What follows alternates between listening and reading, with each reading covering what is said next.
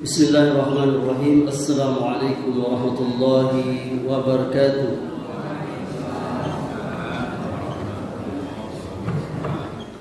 Alhamdulillah hamdan katsiran thayyiban mubarakan fi kama yuhibbu rabbuna wa yarda.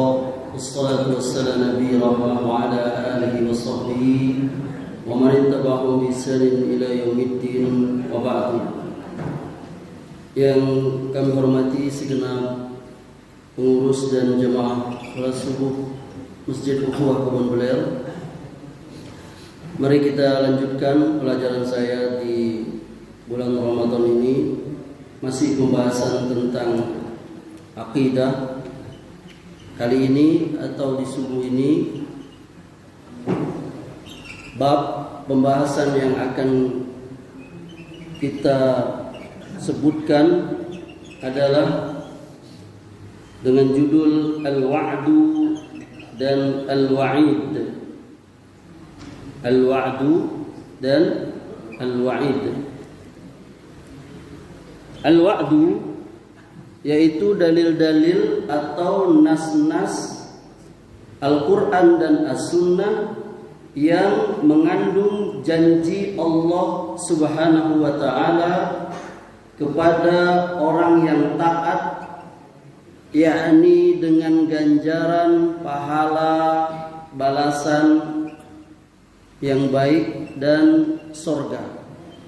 Jadi Allah Subhanahu wa ta'ala menjanjikan bagi orang-orang yang berbuat baik, beramal soleh, itu pahala dan jannah, surga.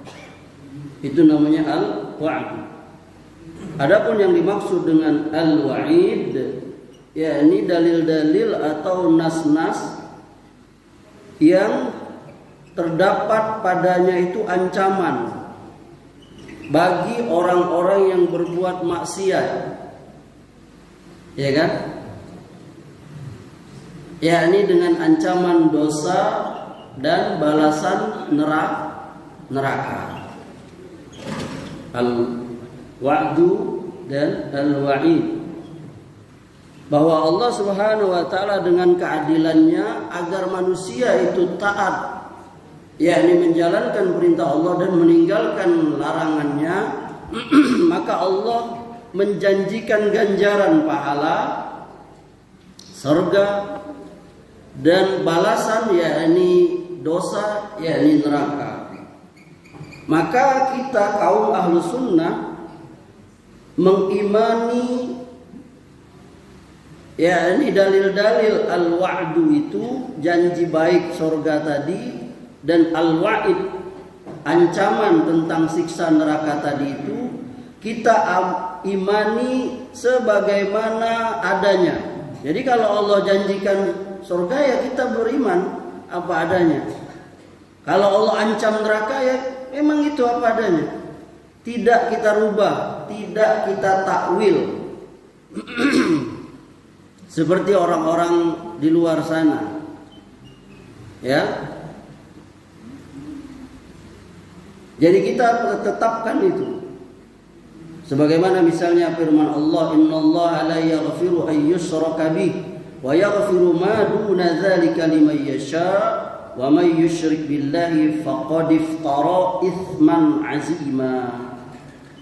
Sesungguhnya Allah tidak akan mengampuni dosa syirik, dan Dia mengampuni segala dosa yang selain dari syirik itu bagi siapa yang dikehendaki. Barang siapa yang syirik, maka sungguh ia telah berbuat dosa yang besar. Nanti kita bisa lihat di surah An-Nisa ayat 48. Kita singkat saja karena di sini sudah saya cemas-cemas ini. Tarawih 10-15 menit, subuh 15-25 menit, cemes saya.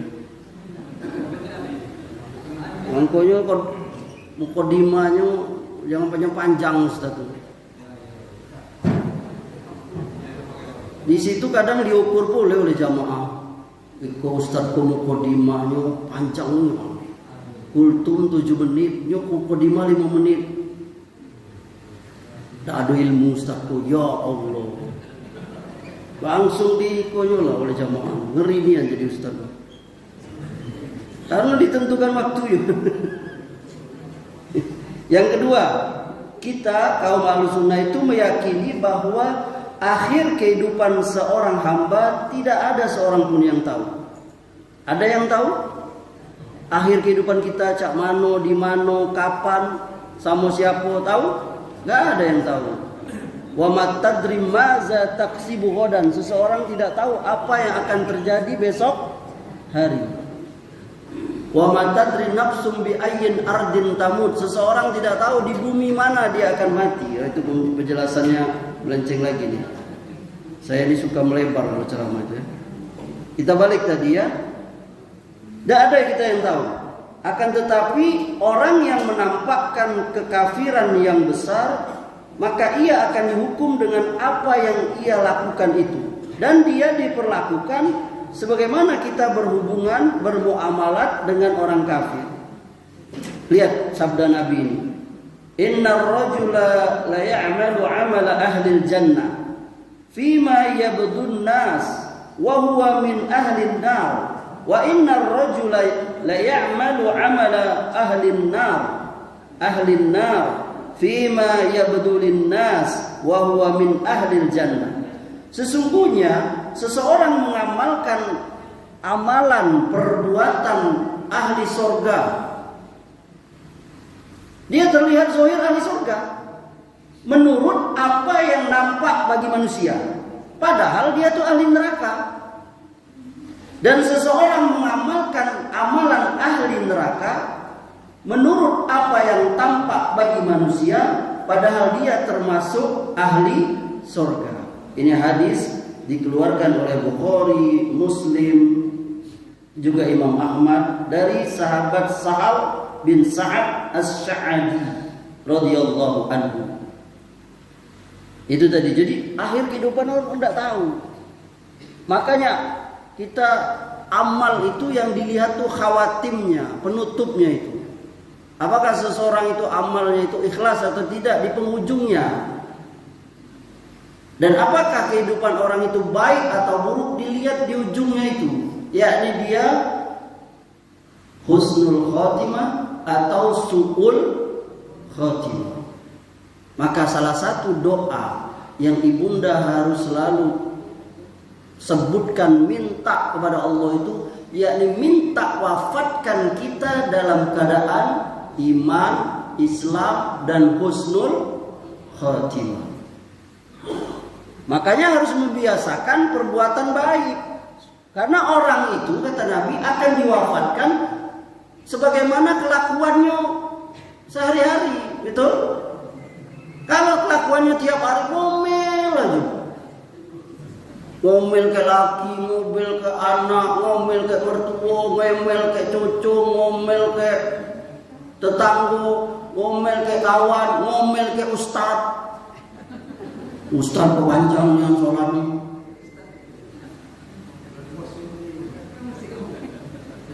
Hah? Masih juga. Maka dia kayaknya dia bisa jadi dia mati dalam keadaan ngomel. Malaikat maut juga bisa jadi diomelinya, ikut canda aja. Alang kecepek. Bahaya malaikat. Itu bahaya juga ngomel-ngomel. Tukang sayur juga takut ke ibu yang kalau ngomel. Ngaliang lewat ke lorong itu lagi itu.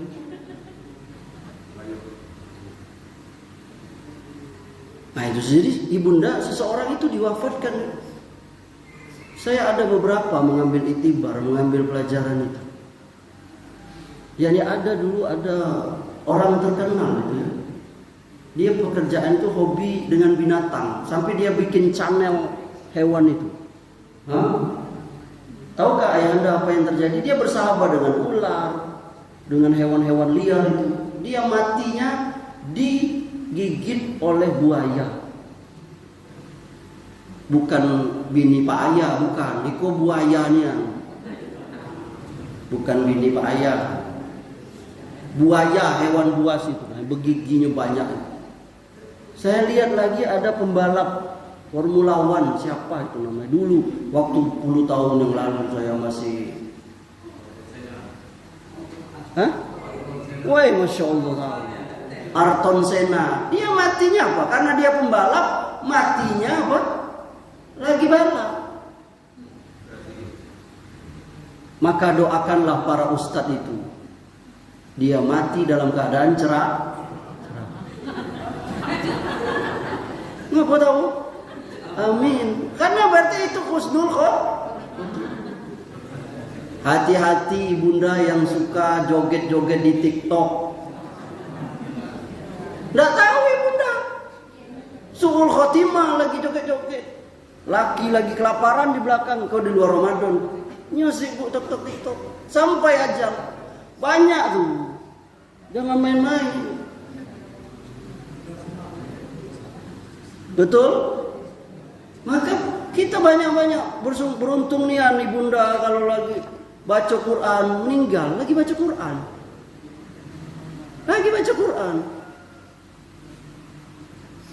Masya Allah, indah sekali kematian yang indah.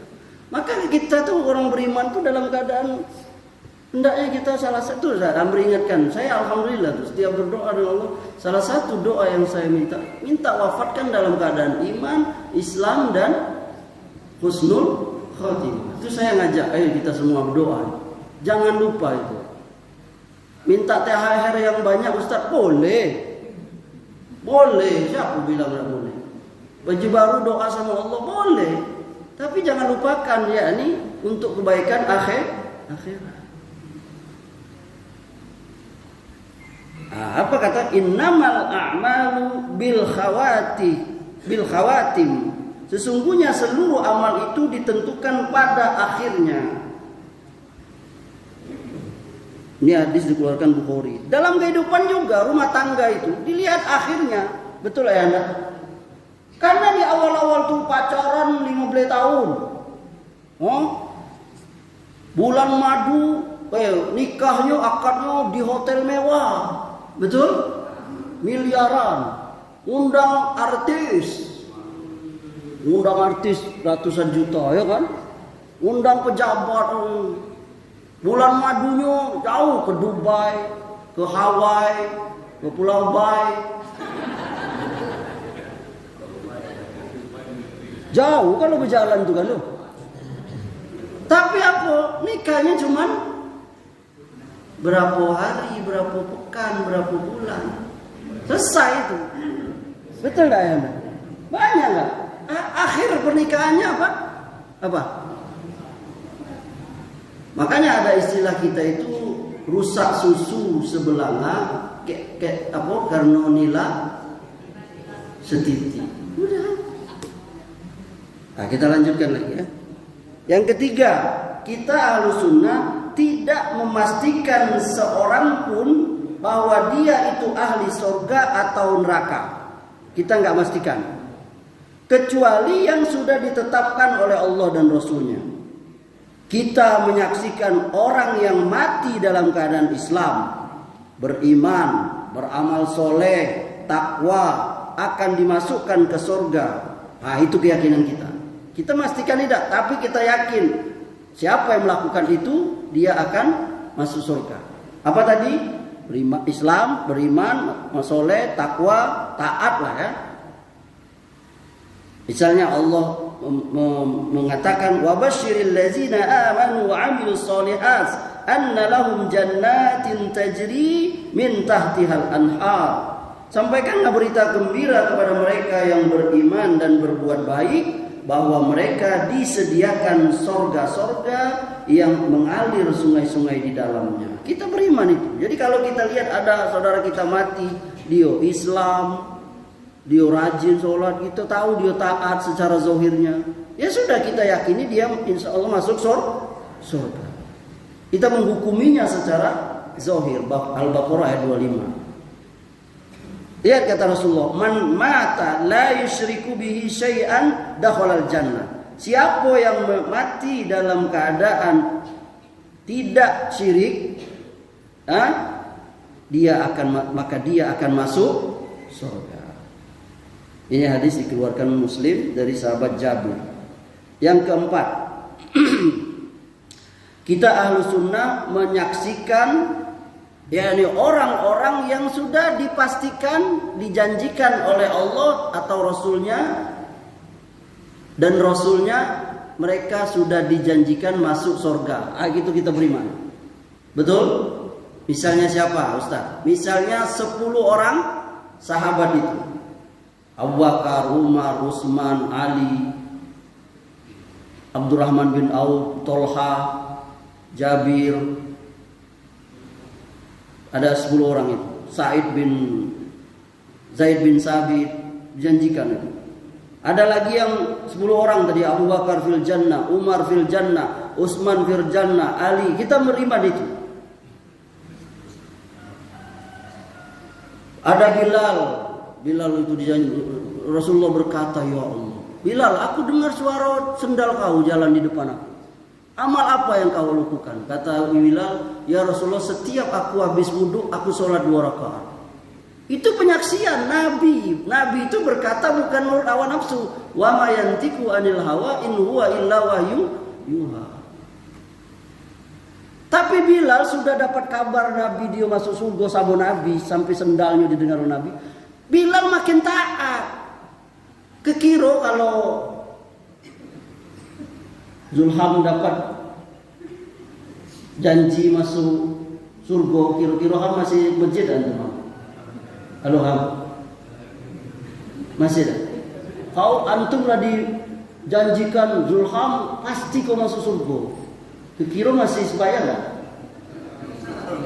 Kekira masih sembahyang enggak? Cuman masih Amri kono. Amri melamar satu pekerjaan. Kau Amri, nak kau ikut tes aku apa tidak, nak kau pergi ke siku apa tidak, kau di rumah aja pasti amat terima kau begawe siku. Kekira Amri bakal tak jalan ke situ. Apalagi jauh litak, mau dah? Tidak, lagi dijamin. Lah pasti dijamin, kata ayahanda Faisal. Amri, pokoknya Amri ayahanda terima begawe di perusahaan ayahanda, misalnya bergaji 100 juta sebulan. Amri perlu bawa lamaran ayahanda Faisal? Tidak, tak usah. Pasti ayahanda terima kau. Ambo tahu nian kau, iya kan? Apa kece Amri? Kak, kata Siliska bin Amri, baiklah situ ke ayahanda Faisal. Tidak, pasti diterima kayak anda tuh. Kece, tak usah datang siku. Kekira aja itu kan. Tapi Bilal tidak. Bila sudah dijanjikan oleh Nabi apa? Surga itu dia makin taat. Kita memang betul lagi tuh kok dijanjikan surga tuh. Supaya mangkonya kita taat. Makanya Zulham bangun sebelum subuh. Nya kan udah dijanjikan surga. Sama kayak orang dijanjikan neraka. Lah pasti masuk neraka ceto kalau bahasa Inggris itu. Nah ini ada pembahasannya. Jadi kita meyakini bahwa orang-orang yang sudah dijanjikan surga itu ada Ukasha bin Mihsan, Abdullah bin Salam dan kemudian yang kelima, kita Ahlussunnah menyaksikan bahwa orang-orang kafir, musyrikin, munafikin itu ahli neraka. Kita saksikan. Jadi siapa saja yang mati dalam keadaan kafir, non-muslim, kita lihat mati simbol-simbol di agama. Kita masih ragu dia. Tak usah kita ragu. Mana dalilnya Ustaz? Ayatnya kita hafal surah Bayyinah. Innal ladzina kafaru min ahlil kitab wal musyrikin fi nari jahannam khalidina fiha ulaika hum syarrul bariyah. Orang-orang kafir, yakni orang ahlul kitab, Yahudi, Nasrani, wal musyrikin, Buddha, Hindu, Konghucu, liberalis, dan seterusnya itu.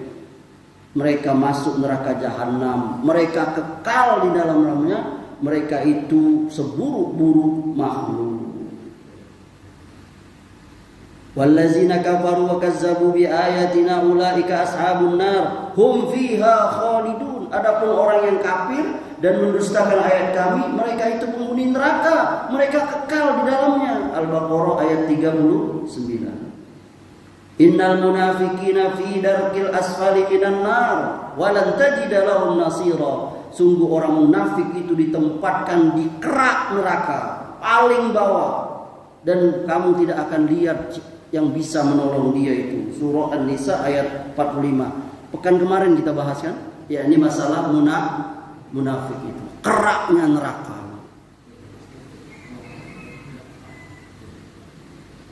Hati-hati munafik itu.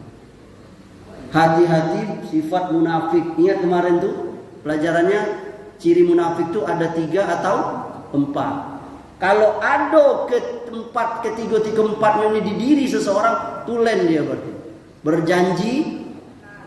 Berjanji ingkar. Berkata dusta. Dipercaya khianat. Kalau dia bebala, berlebihan. Ini kan di orang muslim ada nih satu-satu. Dikasih amanat dia khianat. Maka itu bahaya. Kalau ada keempat-empatnya, wah itu munafik tulen. Maka kita berlindung dari sifat munafik. Yang keenam, kita Ahlussunnah menetapkan tentang orang-orang yang dipastikan masuk surga. Masuk neraka. Tadi masuk surga. Ini masuk neraka. Kita Ahlussunnah menetapkan orang-orang yang dipastikan masuk neraka. Kalau sudah dipastikan oleh Allah dan Rasul. Misalnya siapa? Tadi ayat yang saya baca, surah apa tadi? Rakaat kedua, surah Al-Lahab. Tabbat yada abi lahabi wa tab, ma aghna anhu maluhu wa ma kasab, sayasla naron za talahab, ila akhiri surah, sampai akhir surat. Allah katakan celaka Abu Lahab, tidak berguna lagi harta dan kekuasaannya. Lihat, Allah langsung yang mengatakan celaka itu.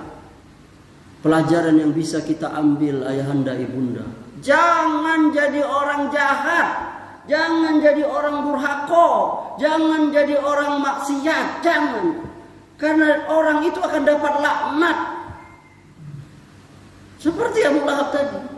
Kita aja di dunia, kalau ada orang jahat, orang tidak baik kayak manusia hubungannya, kalau mati kira-kira manusia baik atau sedih atau senang? Apa tadi ayanda? Alhamdulillah. Boleh itu Ustaz, boleh aja. Maksudnya alhamdulillah orang selesai dari kejahatannya, iya kan? Ya, ini dia tidak menimbulkan lagi kejahatan kalau dia mati tadi.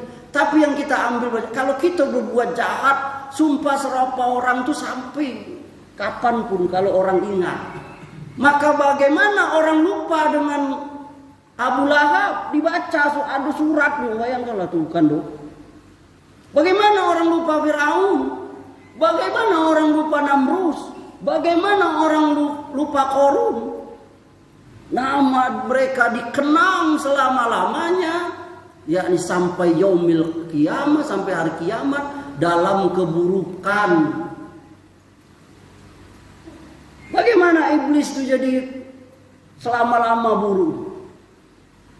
Sampai orang haji aja melempar apa namanya itu?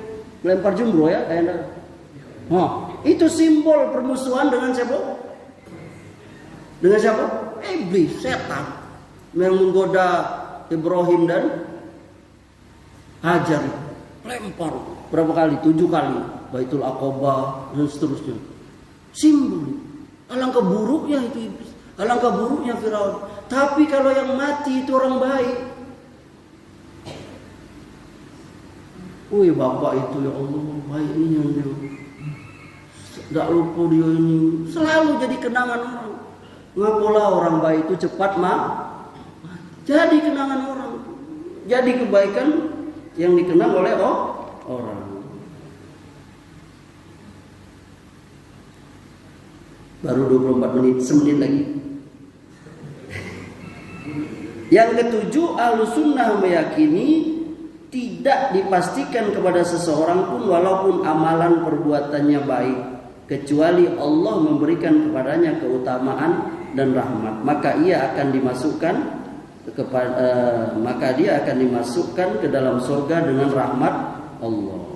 Jadi kata Rasulullah, tidaklah seorang di antara kalian dimasukkan surga la yudkhila ahadan minkum amalul jannah. Tidak seorang pun di antara dimasukkan ke surga karena ibadahnya, karena amalnya. Qalu, sahabat bertanya, wala anta ya Rasulullah, apa kau juga begitu ya Rasulullah? Kata Rasulullah, wala ana, aku juga gitu.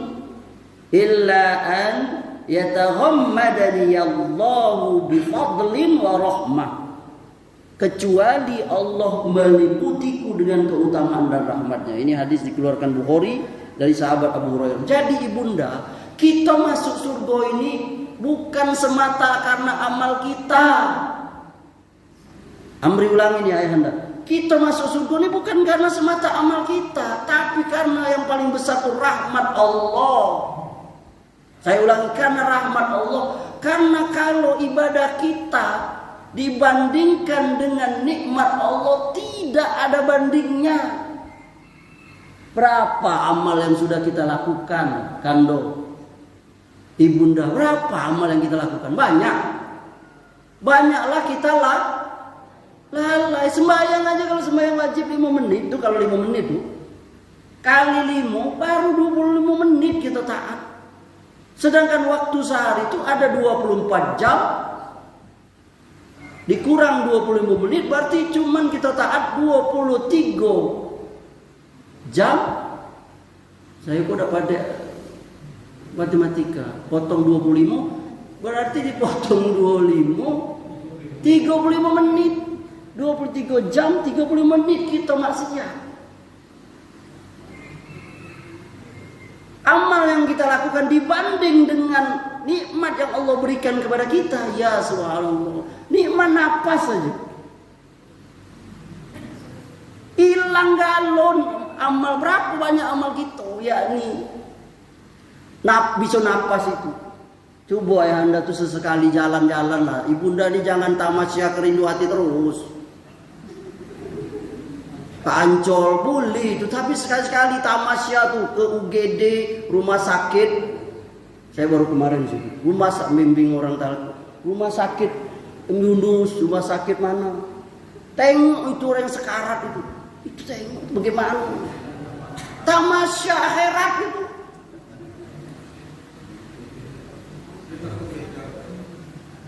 Halo ibunda takut mati ya? Wah, takut jawab. Saking takutnya jawab aja takut. Ayahanda takut mati ya?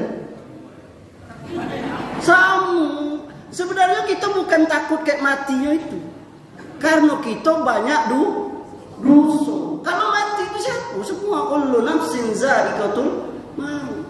Cuman masalahnya kita tidak tahu, kita tidak banyak persiapan, banyak dosa. Rabbana zolamna anfusana. Aku menzolimi ya. Coba sekali-sekali lihat tuh akhir kehidupan.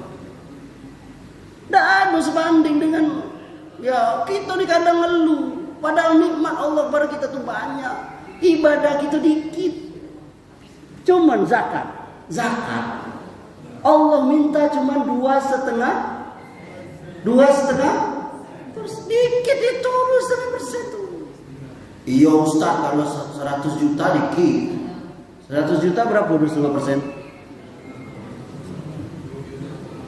Halo, 100 juta 2,5% berapa? Wah, adek matematika 2,5 juta. Tapi kalau 100 miliar, 2,5 miliar gede. Jadi Allah sebenarnya nggak banyak kita minta itu. Mikir aja itu. Waktu tadi 25 menit cuma taat aja udah. Makanan yang dihalalkan lebih banyak dari makanan yang makanan yang diharamkan cuma babi, darah yang mengalir, binatang yang disembelih dengan nama selain Allah, bangkai. Selainnya itu halal. Binatang laut halal. Tidak wajib kita sembelih. Nanggung ibunda kalau wajib disembelih binatang laut. Motong leher ikan teri itu. Bismillahirrahmanirrahim. Bismillahirrahmanirrahim. Bismillahirrahmanirrahim. Cukup ya? Cukup ya? Maaf kalau lewat 30 menit, lewat 5 menit. Masih ada pasal-pasal lain, tapi kalau ada yang ingin bertanya, silakan. Kalau nggak ada lebih bagus. Ibunda nak sarapan kan? Sarapan. Bunda. Apa ini? Apa? Bagus sekali di pertanyaan. Ya, ini ada dalam pelajaran kita itu, ibunda, ayahanda, ada yang namanya hawalatul iman. Ya, ini seseorang itu merasakan manisnya iman. Manis itu adalah sesuatu yang nagih, sesuatu yang dicintai oleh orang, disukai oleh orang. Betul? Saya jawab tanya ayahanda. Suka yang manis-manis ayahanda? Suka. Anak kecil apalagi manis tuh. Yang pahit tidaknya suka. Dado ceritanya anak kecil suka yang pahit tuh. Manis. Ayahanda juga. Kenapa ayahanda pilih ibunda ini? Karena manis. Cantik tidak? Manis. Cantik itu relatif. Tapi kalau manis, manis. Kalau Rasulullah bilang wanita istri yang manis itu adalah kalau dia dipandang tuh enak. Dipandang dia enak. Disuruh dia tuh turut ikut, itu manis.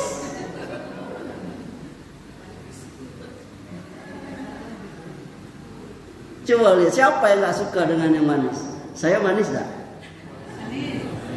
Kece istri saya manis, saya termanis di Jambi malah. Di Jambi aja, di dunia ini.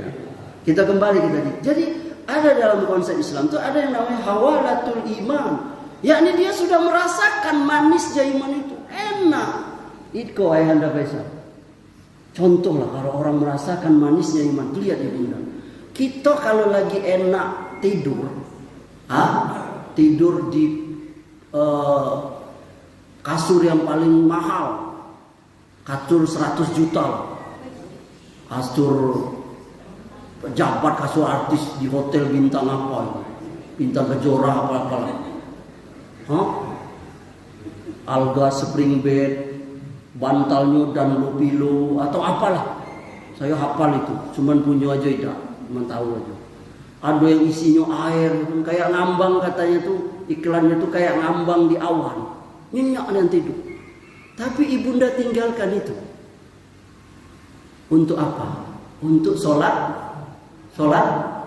malam. Itu orang sudah merasakan manisnya iman, manisnya sholat malam. Lihat ada seorang sahabat.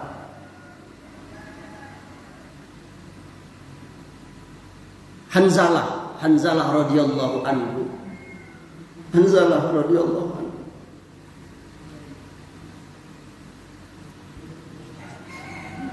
Ketika datang panggilan jihad, Hanzalah itu sedang bulan madu. Sedang bulan madu ibunda. Bagaimana ayahanda?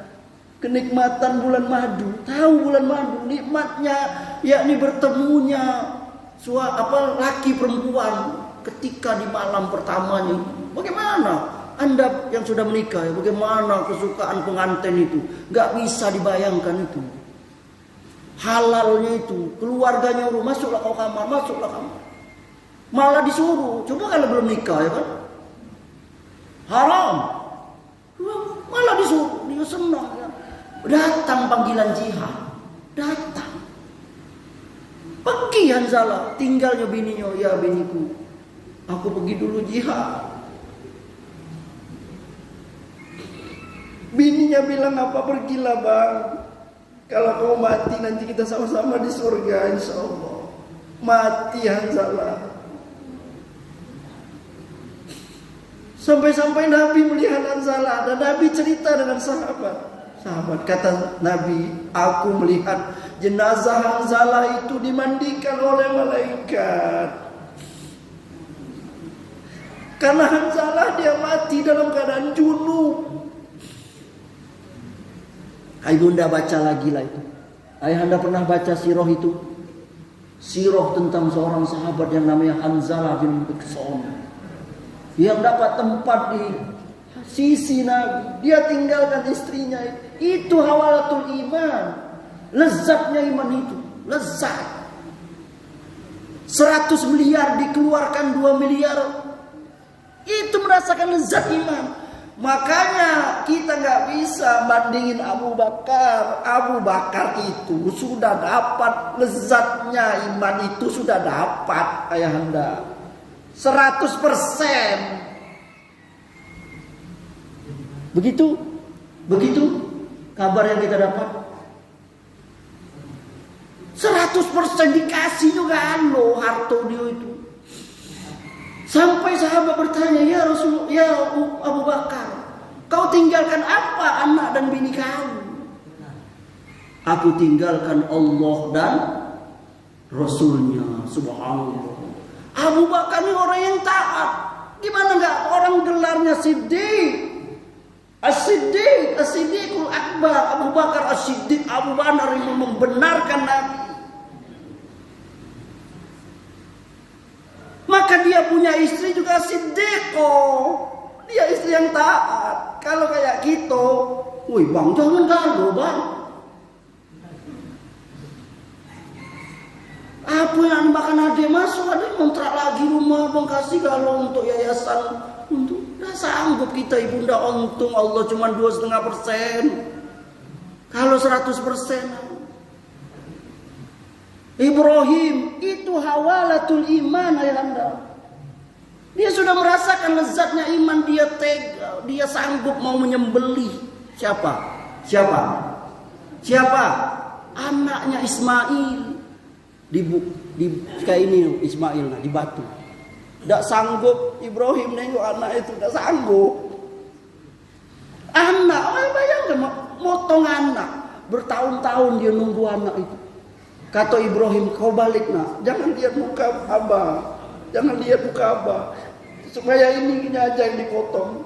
Ketika sudah menyentuh lehernya pisau itu, datang Jibril bawa kibas gemuk. Itulah yang jadi, ya ibunda, itulah yang jadi pelajaran kita Idul Adha. Itu hawalatul iman ayahanda Faisal.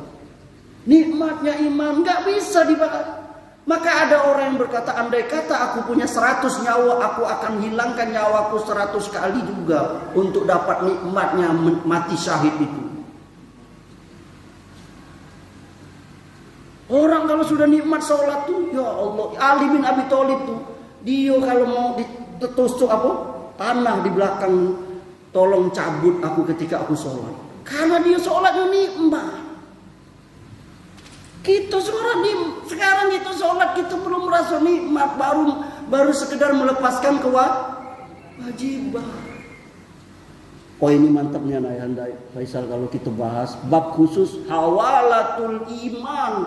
Maka berdoa juga ibunda, minta kita nikmat ibadah itu sebagaimana nagih.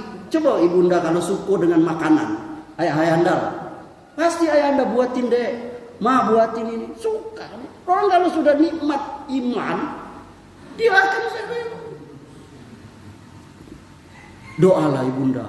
Kalau ibunda cinta dengan suatu ibadah, cinta dengan amal soleh, ya Allah jadikan aku cinta dengan ini, sehingga aku menemukan hawalatul iman, lezatnya itu. Ya adik-adik, Anda ada janji dari Nabi. 7 orang yang tidak dapat naungan golongan kecuali 7 orang itu. Ketika di padang mahsyar, saat tidak ada yang salah satunya adalah pemuda yang cinta kepada masjid. Doa. Ada baca lagi Bukhari Muslim, riwayat tentang sejarah nanti di hari kiamat. Ada 7 golongan manusia yang mendapatkan syafaat, yakni pertolongan dari Allah Rasulnya. Di saat waktu itu nggak ada orang yang dapat. Pada waktu keringat sampai ada yang sampai segini, dalam keadaan telanjang kita semua, dalam keadaan belum disunat, datang dipanggil 7 orang ini. Salah satunya pemuda yang taat kepada masjid itu. Semoga Allah Subhanahu wa taala menjadikan kita dapat nikmat iman itu, lezat.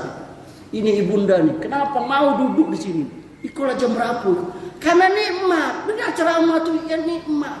Walaupun terkantuk-kantuk, tertidur-tidur. Kenapa? Betul?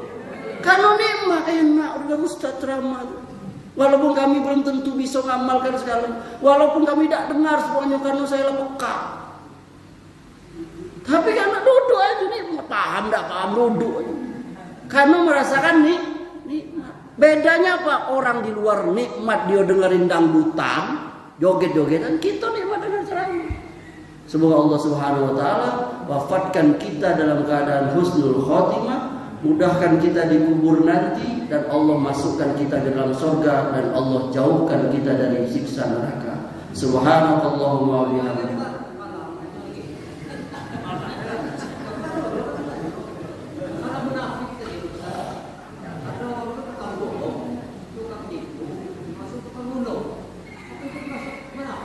Itu sifat munafik. Orang Islam tidak boleh bohong.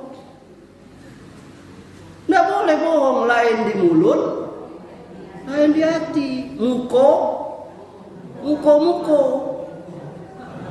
Kan kedua kan?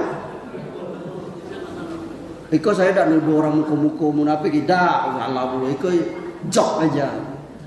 Iya, enggak. Sifat munafik itu apa? Pelajaran kemarin. Salah satunya kalau dia berkata dia bohong, maka nggak boleh ayah anda, jangan ajari anak kita bohong. Ayah anda jangan galak bohong sama istri. Gaji 10 juta dikece 5 juta, simpan untuk beli pancing, itu sifat munafik. Sifatnya iya betul, tapi tidak langsung kita bulu mentang-mentang lakinya ngasih 5 juta pada 10 juta langsung dipanggil oleh biniu, pik, psikopik, munafik. Tidak boleh, haram, tidak boleh. Tukang ulo yang cak manu, tukang ulo itu kan orang ngambil untung dari jual gitu ya. Saya tidak paham ulo. Kalau dia halal, dia ngecek. Silakan yang mau pulang nggak Pak? Pak, Bapak nak jual rumah kok? Yo, berapa Pak? 500 juta. Ceko Pak, kalau misalnya saya bisa jual di atas 500 juta, misalnya 700 juta, 200 jutanya untuk saya, itu tukang ulo dah? Dah apa? Jadi yang penting tuh jangan ada goror, tidak jelas, jangan ada judi, jangan ada bohong. Tidak boleh kalau bohong. Kece, apa namanya tukang yang punya rumah tadi, jangan beri. Kau jual lah 500 juta, kelak ambo kasih kau persen. Biasanya tukang ulo itu apa persen berapa? Kok yang tukang ulo mana wajahnya? Berapa? Biasanya kalau kita jadi tukang ulo tuh berapa persen? Biasanya. Kanda berapa Kanda? 10? Hah? Berapa? Tidak, yang biasanya. Biasanya 10, dah. 10 apa duka? Iko yang anda yang jam terbang tinggi kok. Berapa? 10%, berarti 500 juta berapa 10%-nya ya anda? Berarti 50 juta. Kalau aku kasih, tidak boleh itu, kita harus itu. Ya sudah Pak, kalau saya jualkan. Kalau memang ada yang beli lewat saya 550 untuk saya. Udah tidak apa-apa, halal. Itu tukang ulo. Jadi tukang ulo itu memang ada dua. Tukang ulo yang memang bagus, tukang ulo yang memang ulo dia. Ulo kepala dua. Dapat di sini, dapat di situ juga dia. Dia udah ngecek sama yang jual kok. Rupanya yang beli juga dapat. Tapi kalau dua-duanya ada kemiripan? Tidak apa-apa. Kan tadi saya bilang ya ini kejujuran. Dagang, bisnis, usaha, itu dah. Ambo Ustaz Amri jual rumah antum. Dari tadi antum berapa dapat? 10%. Oke. Tapi saya kalau misalnya saya minta juga kayak itu kalau untuk kece itu tadi Amri, boleh, ambillah dari situ, tidak apa-apa. Berminat jadi tukang ulo ibu-ibu?